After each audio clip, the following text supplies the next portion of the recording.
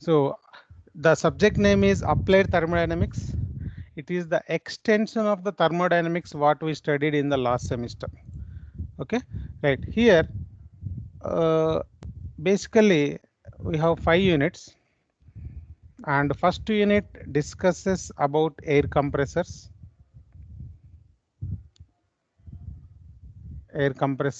and second and third unit will study about the IC engines, right? Working, performance, everything. And fourth unit we are going to study boilers and condensers. Fifth unit, nozzles and steam power cycles.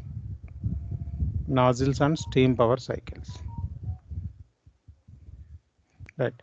The prerequisites for this subject is, right, for first unit, the basic knowledge of thermodynamics is required. Right, the basic knowledge of thermodynamics is required. We studied in last semester, we derived some of the formulas to calculate work done if the expansion is taking place isothermally, if the expansion is taking place polyentropically, if the expansion is taking place isobaric process and isochoric process, okay, and adiabatic process, right? So temperature constant, polytropic process, pressure constant, volume constant, and adiabatic process. For each process we calculated work done for flow process as well as non-flow process. If you recall, non-flow process we derived from for closed system, and for flow process we derived the formulas for open system. The basics of this work done is required in order to study the air compressor. Okay, and that is for first unit concern. Whereas coming to second unit, for IC engines no background is required, so it is a new concept we will study here. Even boilers and condensers also not required. But whereas coming to steam power cycles and nozzles, to solve the problems you should know the knowledge of steam tables, how to use the steam tables. What this is also we studied in thermodynamics, right? So the basic or prerequisite to start this subject is the fundamentals of thermodynamics are required. Okay, fundamentals of thermodynamics required to start this subject. Okay, right. So now, so air compressor, right? So how many of you are aware about air compressor? Did anyone observe air compressor in daily?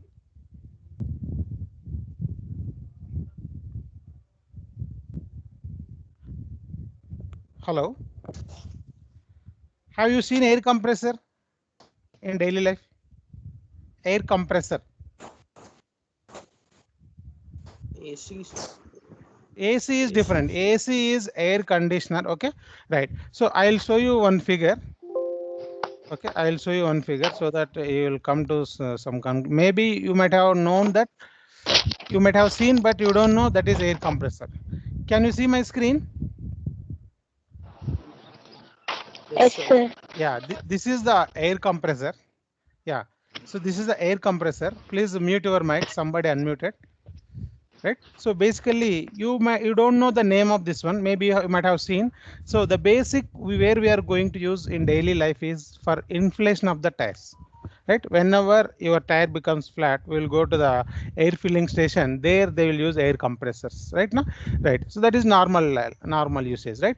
But apart from that we have so many other applications, right? So basically what it will do, right, the air compressor takes air from the atmosphere, it takes air from the atmosphere and it pressurizes the air above the atmosphere, right? Now, as you are aware, in order to takes place a flow, that may be fluid, fluid may be either liquid or gas.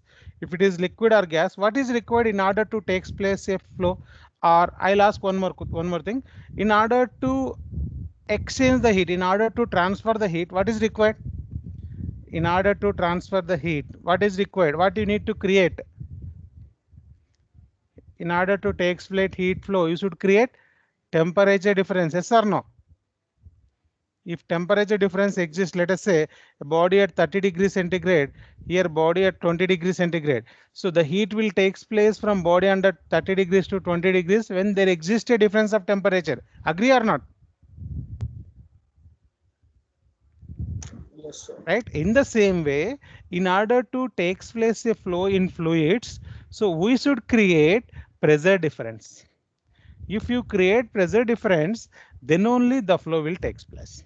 Okay, right? So the ultimate motto is to create the pressure difference. Right now, usually let us say whenever you go to the air filling station, right? So he will connect the pipe or what we call hose to the nozzle of your tube. Right now, what will happen the moment if you connect it? The air from the tank will enter into the tube. Right now we will call this process as inflation. Right? So how this air is entering into the tire? What is required here? Also you should create pressure difference. Right now inside the tank the pressure is more than the atmosphere inside the tank, and inside the tube no pressure at all. Pressure is equals to 0. Here pressure is greater than atmosphere. Right? 1 atmospheric pressure is equals to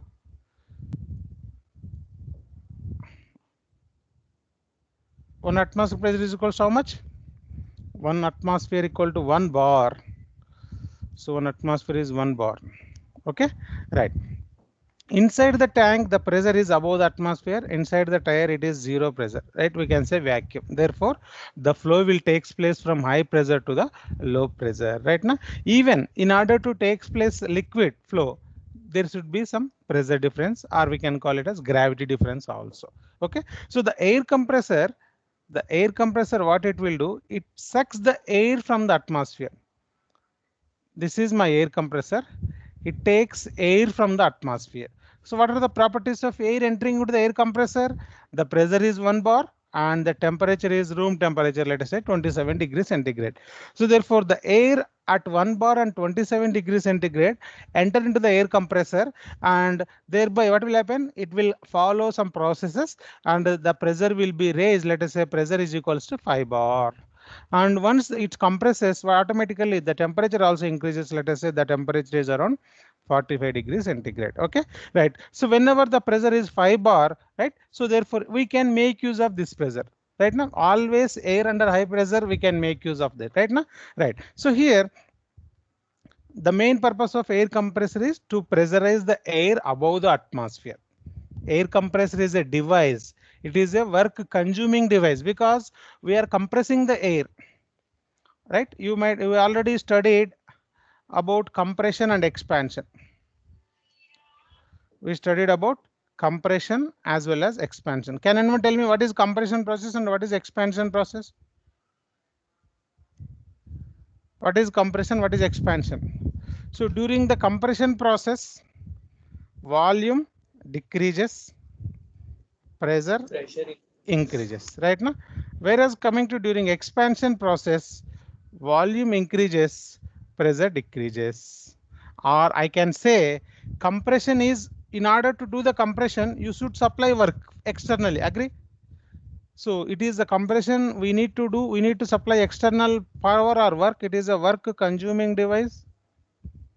It is a work consuming device. Whereas expansion process, volume is going to increase. I can say it is work producing device. Work producing process. During expansion, work is produced, and during compression, work is consumed. Right now, whereas air compressor is also a compression work consuming device. Okay, so in order to drive this air compressor, so we should give power input. It is the power input we need to supply. So this power we are going to supply from external motor. We can call it as external motor, that is electric motor. We can call it as a prime mover. Prime mover is used to drive the compressor because compressor is a work consuming device. In order to compress the air, we need to supply the work externally. Okay, so air compressor is a device which is used to compress the air higher than the atmosphere. Clear? What is air compressor? The definition of air compressor. Yes, sir. Right now. Now we will see what are the applications where we are going to use this air right now. Now, so general use is inflation of the tires. Agree? The first application of compressed air is to inflation of the vehicle's tires right now. And you can see for cleaning purpose also we can use compressed air.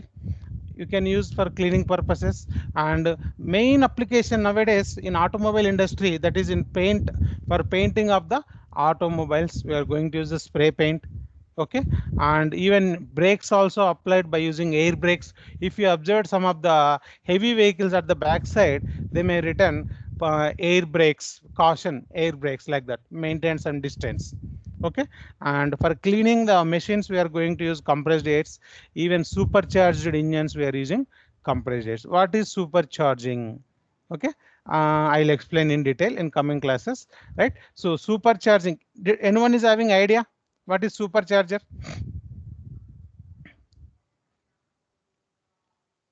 Right, I'll explain, no issue, I'll explain. And next one is the pneumatic tools for digging the roads nowadays in order to dig the concrete roads, right? So they will use compressed air. By using compressed air they are going to dig the roads. Now you can see this is the paint industry application. By using compressed air they are doing painting operation. This is the digging of the roads right now. So for digging they are using pneumatic application. Pneumatic applications means where we are using compressed air. Those applications are called pneumatic applications. And this is the turbo supercharger. Supercharger right now, right? So In cars. in car, very good, right? So let us say there may be written supercharged engine. Supercharged engine right now. The main difference is generally in petrol engines. Just recall, I already discussed in last semester. Again, I'll explain. Petrol engine and diesel engine, right? So in petrol engine and diesel engine, so in order to generate a power stroke, the engine has to undergo 4 sequences of operations. That is a suction, compression, expansion or power stroke, and exhaust. Right now, whether it is petrol engine or diesel engine, so these are the 4 operations it has to complete, right? Now, so in case of petrol engine, during suction stroke, what will be admitted into the engine cylinder? Air plus fuel will be admitted.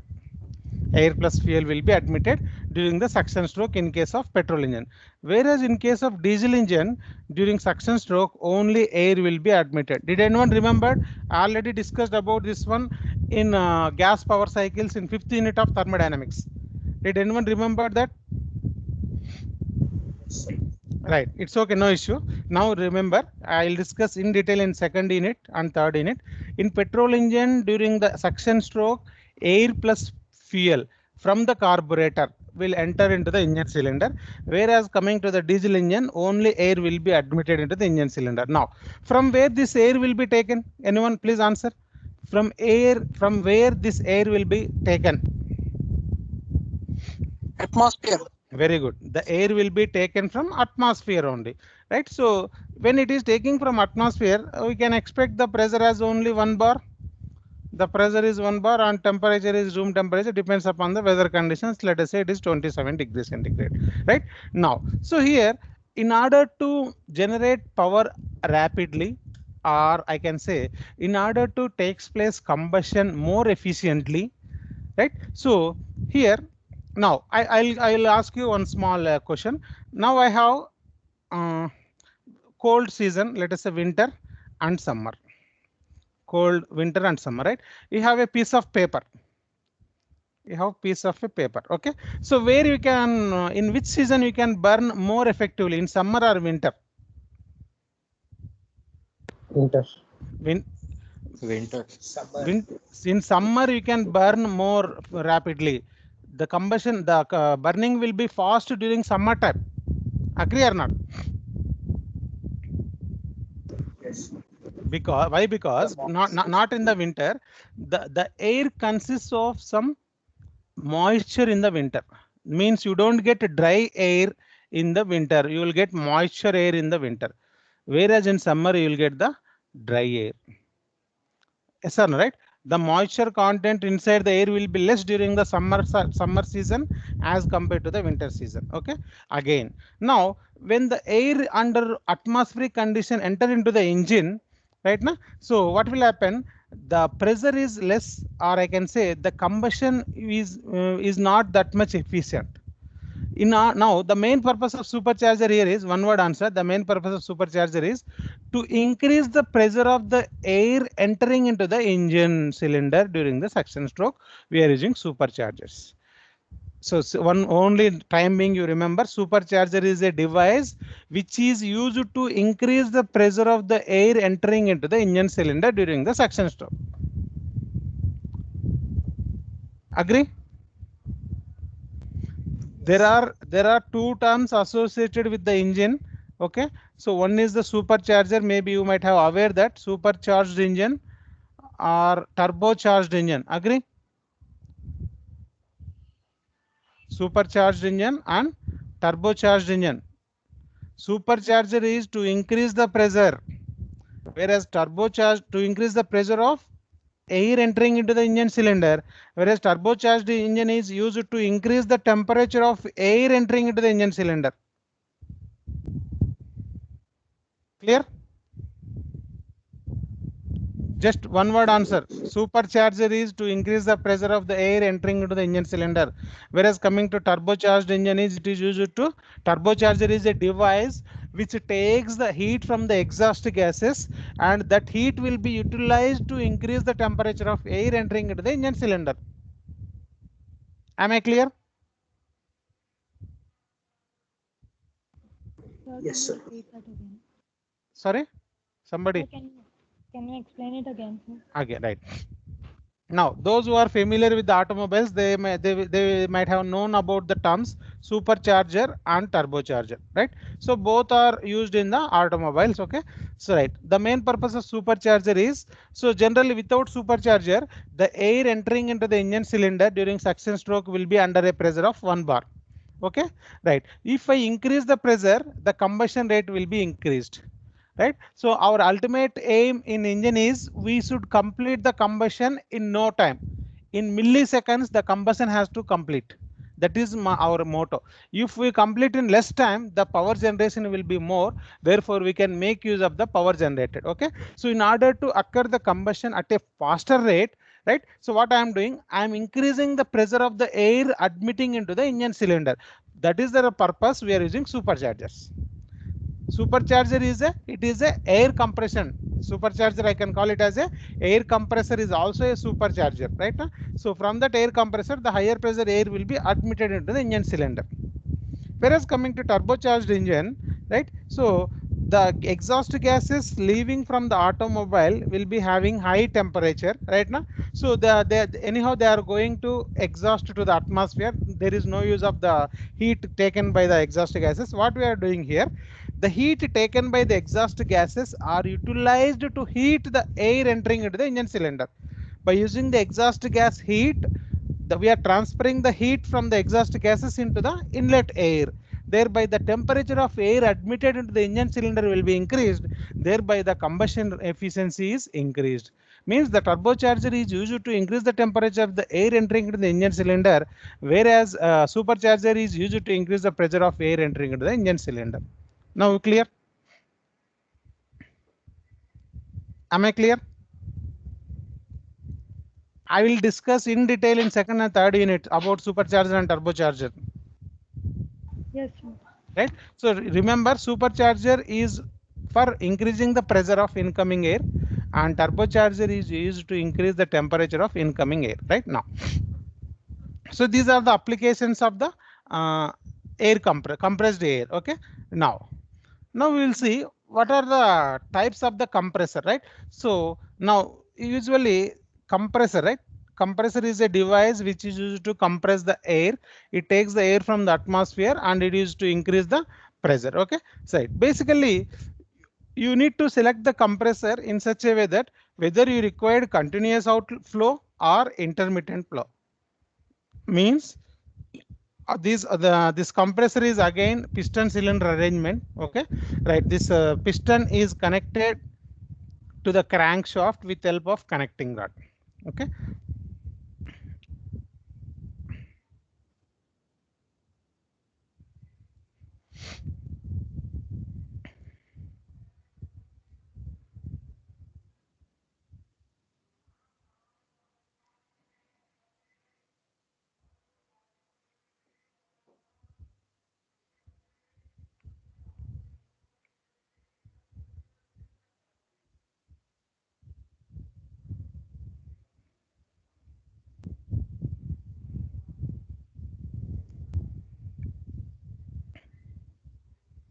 Right.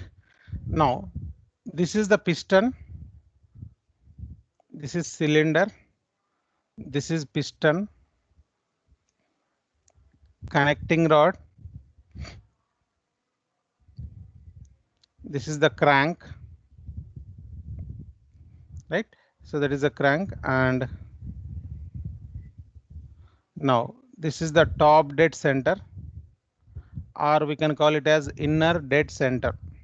Inner dead center or top dead center, and this is the bottom dead center, or we can also call it as outer dead center, right? Now, right. So always the piston will reciprocates inside the engine cylinder, means it is to and from motion. The piston will reciprocates inside the engine cylinder, and but whereas coming to the crank is nothing. This is always having rotary motion.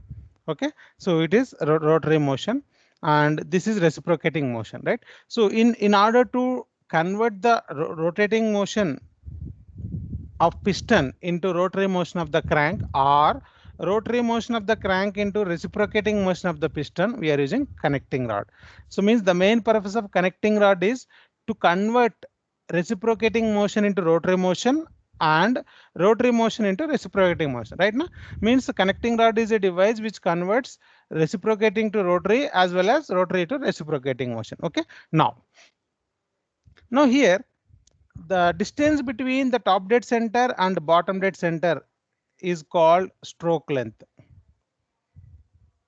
The terminology is very important. Stroke length is nothing but the distance between top dead center and bottom dead center. And let us say this is the D. D is called diameter of the piston or diameter of the cylinder. Both are same. D is the diameter of the piston or cylinder. Okay, now when the crank is at the vertical position, please observe carefully. When the crank is at vertical position, the piston is at the top dead center. When the crank is at the vertical position, the piston is at the top dead center. Now during this process, now the position of the crank will be at the bottom. Let us say, what is the total angle covered by the crank from here to here? 180 degrees, right? So when the crank is at the top position, the piston is at the top dead center, and when the crank is turned by the 180 degree, now the position of the piston will be at the bottom dead center. At the bottom dead center, right? Means when the crank rotates by 180 degree, when the crank rotates by 180 degree, what about the piston? The distance traveled by piston, how much? Stroke length, agree? One stroke length, right? Now one stroke length means, again, when the piston, yes, when the piston again during this process, again it will go back to its original position. At that time the piston will go back to the top dead center. Means one revolution of crank, means I can say again when it is going back to original position, more 180 degree. So 180 plus 180, total 360. 360 degrees equals to how much it will be? 180 one revolution. One revolution is equals to 360 degree. So by that time, how many strokes of the piston is completed? When the crank, 2 strokes, right now? So means this is 2L, right now? 2L. Agree?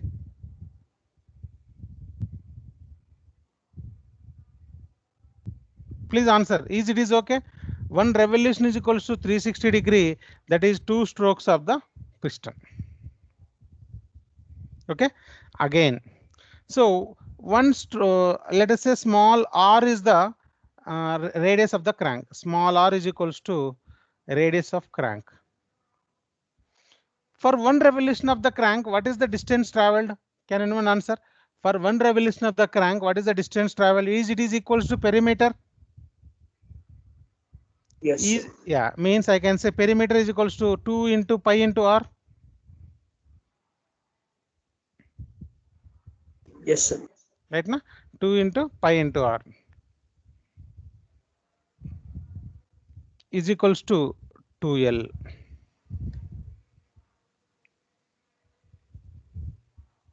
Okay, so right, what I am discussing right now. So here I want to discuss what is intermittent flow and what is this terminology is clear? Inner dead center, outer dead center, or top dead center, bottom dead center, stroke length.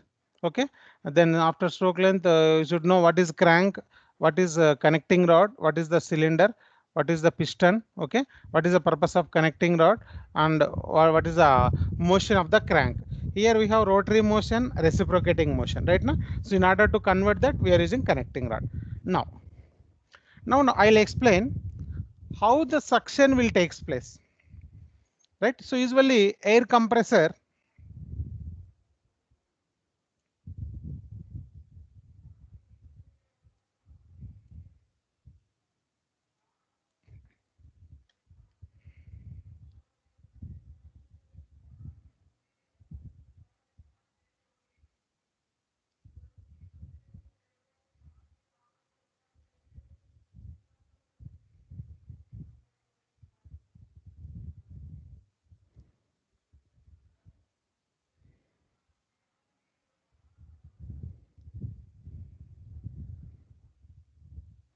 Right.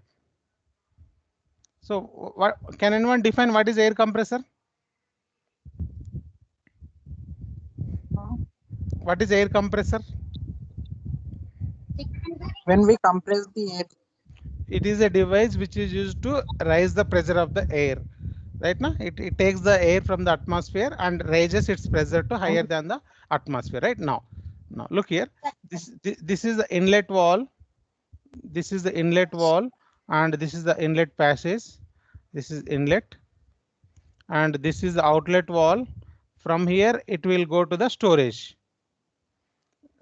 high pressure air. Right now, so at inlet, the condition of air will be pressure is equals to what is the pressure of air at inlet?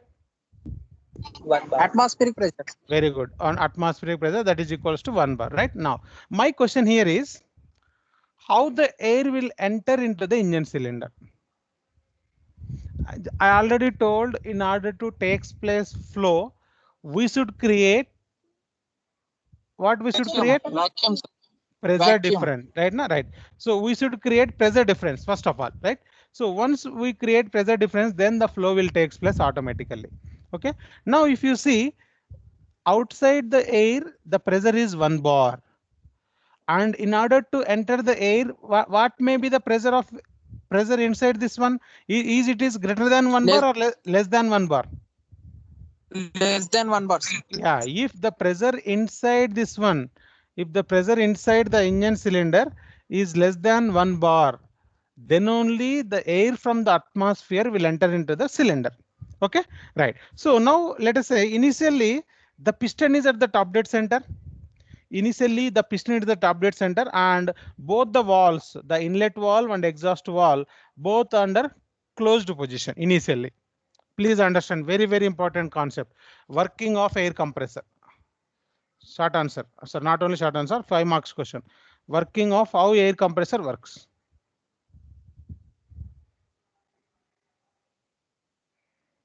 Working of air compressor, right?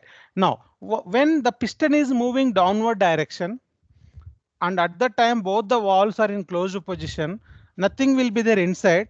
Right now, so then if the piston is moving downward direction, what will be created inside this one? Vacuum will be created. Right now, if you take the syringe and if you close the inlet and if you pull outside direction, what will be created? Vacuum will be created. Okay, right. So once the piston moves downward direction, vacuum will be created, and here both the valves are closed position. due to the vacuum creation, outside this one is we have 1 bar pressure and inside we have less than 1 bar. Therefore, automatically the inlet valve is opened. When the inlet valve is open, once the pressure inside the engine cylinder is less than atmospheric pressure, means once the vacuum creates inside the engine's inside the air compressor, the inlet valve will be opened. Once the valves are designed in such a way that once the pressure inside the air compressor is less than atmosphere, inlet valve will be opened. So therefore, the air from the atmosphere will be entered into the air compressor, means the air from the atmosphere will be sucked into the air compressor, right? Now means I can say from here to here the piston is moving, I can call that as suction. The suction.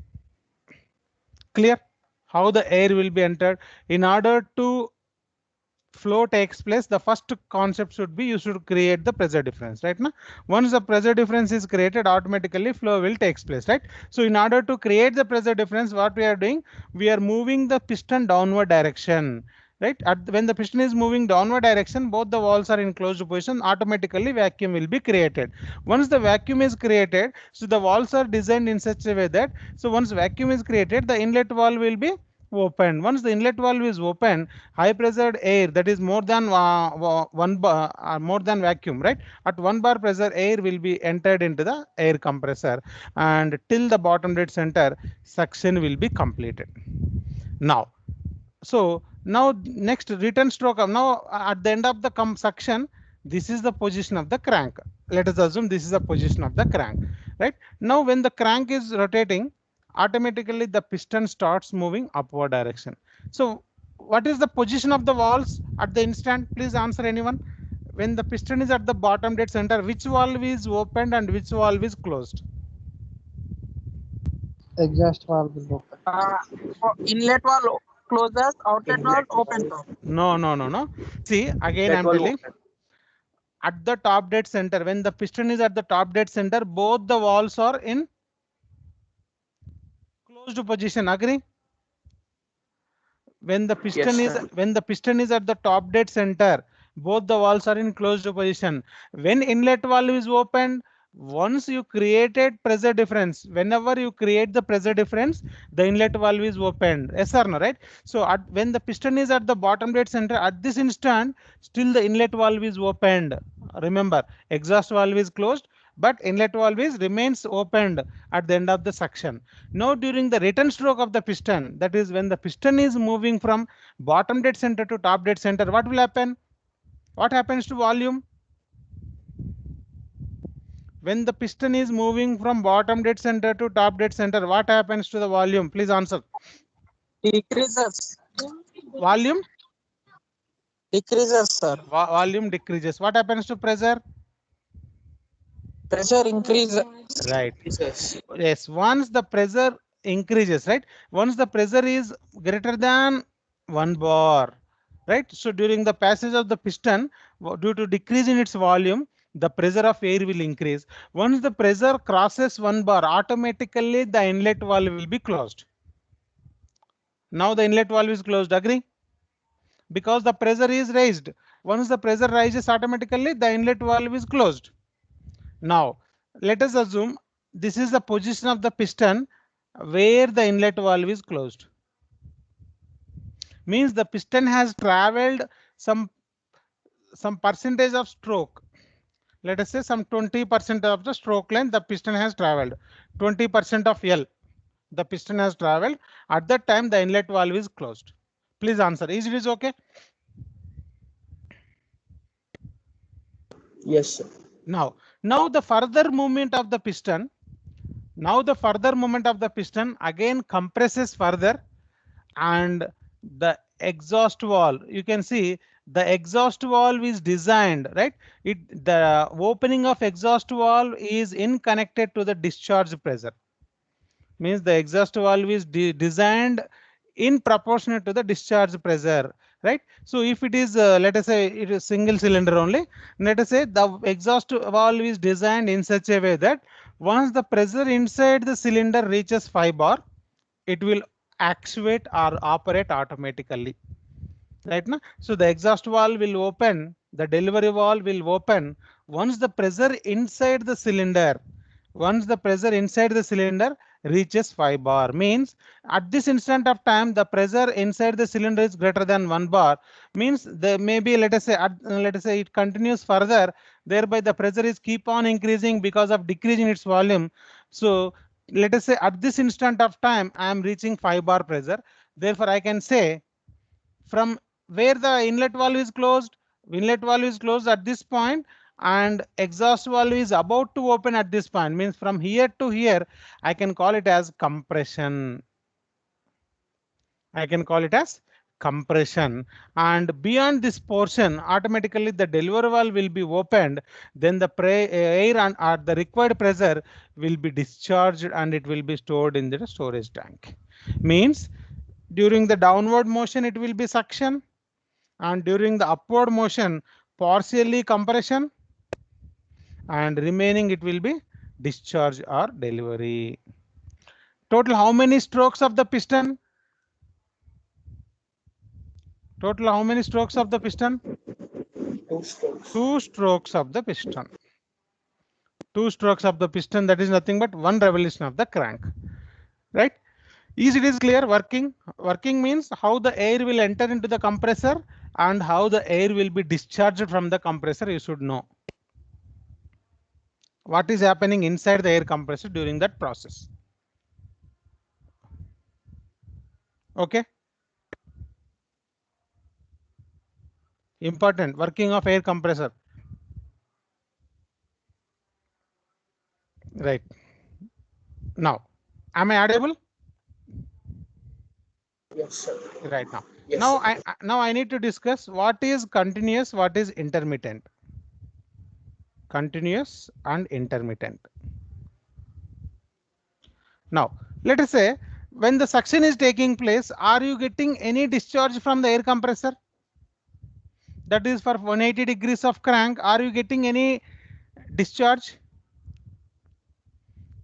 For the first 180 degrees of crank, what is taking place inside the air compressor? Only suction is taking place. At that time, you don't get any discharge. Only during the return stroke of the piston, we are getting discharge. Means for continuous 360 degrees revolution of the crank, we don't get any discharge. Means we don't get continuous discharge. Only for the fraction of the crank, that may be 100 degree or 120 degree. Either 100 degree or 120 degree, we are getting the discharge. Is it okay? Please tell me. I am calling the discharge from the air compressor is intermittent. It's not continuous, because for first half revolution of the crank, only suction is taking place. At that time, we don't get any discharge. Remaining half revolution of the crank, in that some portion of the crank compression is taking place, and remaining portion of the crank we are getting discharge. Maybe either 100 degrees or 120, whatever it may be. So right, means we don't get continuous discharge from the air compressor, we are getting intermittent discharge. Clear? Yes, sir. Right. So the discharge from the air compressor is intermittent. Okay. Right now. So in order to overcome that, there are another methods either I'll discuss. Okay. Now I am also calling this reciprocating. This is reciprocating air compressor. Right now, because reciprocating motion of the piston, the air is getting compressed. Okay. And I can call it as positive displacement compressor. This is I'm calling it as positive displacement. Why? Because do you know how much amount of air will be sucked during the suction stroke? My question is 1:15 ratio. No, don't say like that. Don't say like that. Okay, right. So here we can say definite amount of definite volume of air will be sucked during the suction stroke. The definite volume of air is sucked means is nothing but it is a volume of the cylinder. Agree? Yes, sir. Yes, sir. Right now, so we know that when the piston is moving from top dead center to bottom dead center, a definite volume of air will be sucked, that is equals to the volume of the cylinder, that is pi by 4 into area multiplied by the stroke length. This is the volume of air sucked during the suction stroke. Means a definite volume of air will be sucked and the same volume will be compressed. That is the reason I am calling this as positive displacement type compressor. Reciprocating air compressor is also called as positive displacement compressor, because the definite quantity, the definite volume of air will be sucked and the same volume will be compressed and as well as delivered. Right now, so that is the reason we are calling it as positive displacement. Now come to our this one. Right now you can see PD. PD is nothing but positive displacement. It is operated by trapping. Trapping means sucking a special volume of air and forcing it into the smaller volume. Right. So during the process, the volume will be decreased. Right now, due to the compression, volume will be decreased and pressure will be increased. Right now, you need to select the compressor. Depends upon your requirement, whether you want intermittent discharge or continuous discharge. If you want to go for intermittent discharge, you can go for either reciprocating type or rotary type. And if you want to continuous discharge, we should go for either dynamic compressor or ejector compressor. Right now, right. So this is a broad classification of air compressor. In our syllabus, we are having only reciprocating air compressor. You are going to study about rotary compressor. Right now, you are going to study about rotary compressors in the next, I think, 6th semester. You are going to study in the subject thermal turbo machines. That is the extension of applied thermodynamics. You are going to study about the axial compressor and rotary compressors in the subject thermal turbo machines. That is the extension of applied thermodynamics. Okay. So these are the applications. This is the classification again. Basically reciprocating air compressor and rotary air compressor. Right. So reciprocating air compressors, the classification may be. So this reciprocating compressors, single stage and multi-stage. Yeah. What is meant by single stage and multi-stage? Single stage means, let us say you want to get your requirement of the pressure is 5 bar. If you want pressure 5 bar, right? So what atmospheric pressure is 1 bar. So if we want to raise the pressure of air from 1 bar to 5 bar, only I can compress the air in one cylinder is sufficient so that the pressure can be raised. Means if you are using only one cylinder to raise the pressure, then I can call it as single stage air compressor. Okay. And let us say my requirement is 10 bar. Let us say initially atmospheric pressure is 1 bar. I want to raise the pressure of 10 bar. If I use only single cylinder to increase the pressure from 1 bar to 10 bar, there are so many problems exist in the practically. Okay. So the main problem is, so once you compress the air, what happens to pressure? Pressure will be increased, volume will be decreased automatically. Due to increase in the pressure, temperature will also increases. Once the temperature is increases, what is present inside the air compressor? Inside the air compressor, air is present, and under high pressure and temperature, it is very hazardous. At that time, the whatever the lubricating oil, wherever relative motion is there may be chances of friction, right now. So in order to reduce the friction, we are using lubricating oils, right? Wherever there is relative motion is there, their lubrication is required. Okay, right. So therefore, due to high temperature raised by raising the pressure from 1 bar to 10 bar, the lubricating oil in contact with the air, there may be chances of explosion, right now. So in order to overcome that problem, so from 1 bar to 10 bar, in order to increase that pressure from 1 bar to 10 bar, what I am doing, in first cylinder I am increasing till 5 bar, and this 5 bar pressure is admitted into the second compressor.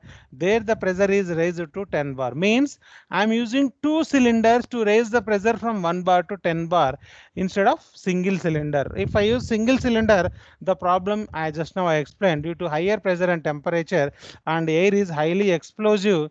Okay, so there may be chances of burning, right? There may be chances of explosion. Therefore, we will go for the multi-stage. Multi-stage means compressing the air in more than one cylinder. compressing the air in more than one cylinder, I can call it as multi-stage air compressor. Again, in single stage and multi-stage, so that will be classified into single acting and double acting. Is it clear what is single stage and multi-stage? Multi-stage means greater than one cylinder.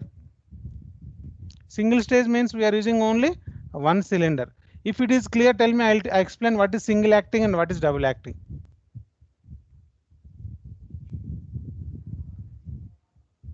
Clear, sir. Clear. Now, what is single acting and what is double acting? Right now, so right, whiteboard.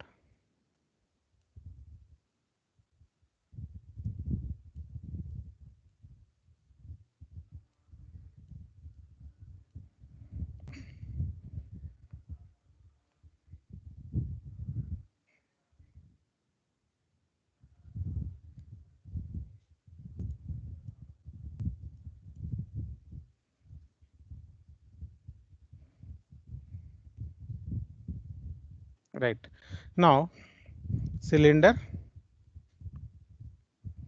This is the piston, connecting rod, and we have crank.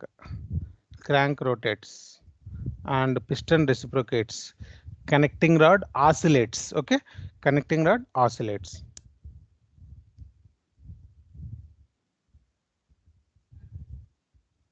Right now here, as I already told, the discharge from the reciprocating air compressor is continuous or intermittent.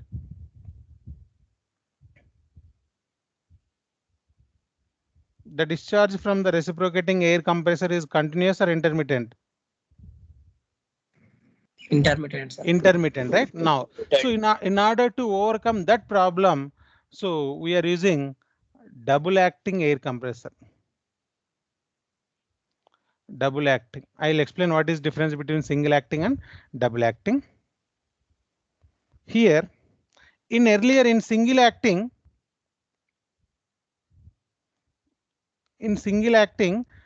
normally this is single acting.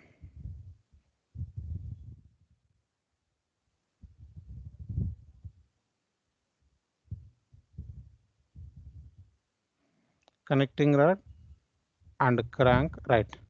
Now this is single acting. How many inlet valves we have in single acting? One. One. Outlet valve, inlet, outlet valve also one, right? Now, whereas in double acting, we have two inlet valves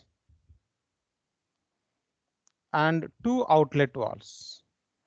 Okay, two inlet valves and two outlet valves. And one more thing here.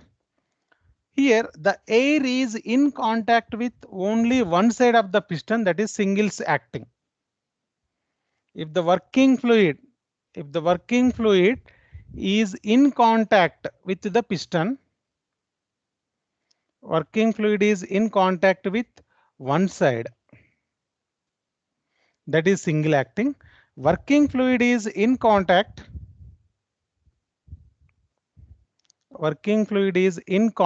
on both the sides of the piston.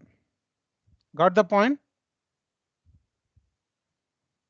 Very, very important. If the working fluid is on both the sides is in contact with the piston, that is double acting. Means, let us say this is the top dead center.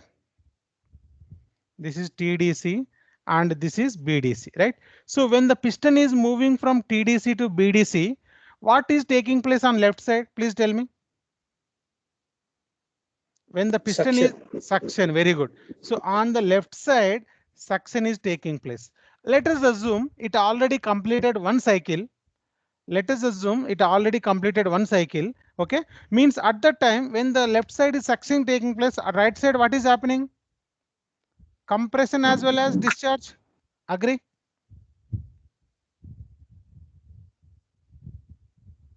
Anyone please respond. So yes, I told it already completed one working cycle. One working is already completed, right? It already completed some revolutions. Okay. When the piston is moving from left to right, left side of the piston suction is taking place, and whereas coming to right side of the piston, compression as well as discharge, or let us say for easy understanding sake, let us say discharge will take place. Okay, again, when the piston is moving from right to left, what is taking place on right side? Suction. Suction. Left side? Discharge. Discharge. Means for first 180 degrees, here we are getting discharge. Next 180 degrees, here I am getting discharge. Getting or not? Means are we getting continuous discharge? Yes, sir. Yes, that is the reason double acting air compressor is came into existence. Sir. Yeah. Sir, then how they'll connect a connecting rod to the crankshaft? Means there should be gap, no, sir, to Where the outer dead center. Here. Bottom dead center, there should be some gap to connecting rod to the crank. Yeah, means practically speaking, this is the limit. This is the limit. Means the piston will move only between these two. This is the stroke length. Means the piston cannot move beyond this point. I'll discuss in detail in next coming classes. Why the piston is not allowed to touch. We used to call this as cylinder head. This is one cylinder head. This is one cylinder head, right? So the piston is not allowed to touch the cylinder head. There may be so many reasons. I'll explain. Okay. Yes, sir. Okay. Is it is clear so far?